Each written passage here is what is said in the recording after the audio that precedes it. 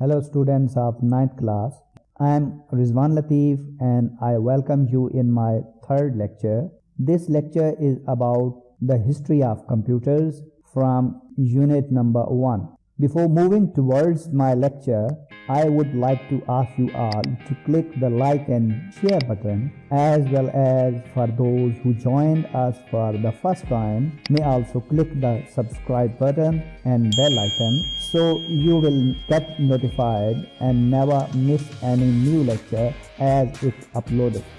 Dear students, as I told you in the previous lecture that this unit is about the various type of computers and the history of computers, how computers were developed, and now at the stage when we see the computers, how these computers were developed. Today's lecture is about the history of computers और इसमें हम ये पढ़ेंगे कि computers कब और कैसे बने, सबसे पहला कंप्यूटर किसको कंसिडर किया जाता है। कंप्यूटर की हिस्ट्री 5000 साल पुरानी तस्वर की जाती है, जिसमें सबसे पहला कंप्यूटर एबेकस को कंसिडर किया जाता है। एबेकस एक लकड़ी का फ्रेम था जिसमें रॉड्स लगे हुए थे और उनमें कुछ बीड्स थे, तो इसको हम डिटेल से बाद में पढ़ते हैं। आइए पहले क्वेश्चन पर नज़र दौड़ाते हैं। Question number 2, what do you mean by history और ages of computers? At the early age people used pebbles, stones, sticks, scratches, symbols, and fingertips to count, which were later replaced by numbers.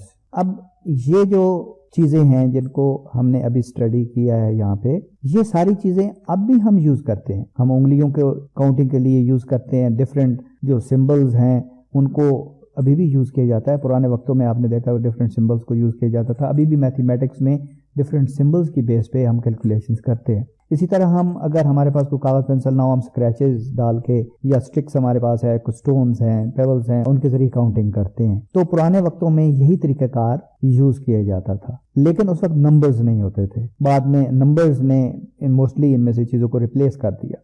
The history of computing divided into 3 ages during which man invented and improved different types of calculating machines. अब वक्त के साथ साथ ये तरीकाकार तब्दील होता गया, इसमें एडवांसमेंट होती गई, कुछ नई डिवाइसेस भी इन्वेंट या ईजाद होती गई, जिसकी वजह से कैलकुलेशन जो है वो बेहतर होती गई। तो इनको डिफरेंट एजेस में या स्टेजेस में डिवाइड किया गया है। तो ये कौन कौन सी हैं? तो 3 बेसिकली एजेस में इसको डिवाइड किया गया है। The first one is called dark age, that is considered 3000 before Christ to 1890 after death. The second one is middle age, that is from 1890 to 1944-80, and the last one which is ongoing is called the modern age, and that is from 1944 to onward. तो अभी हमारे पास जो computers हैं वो इसी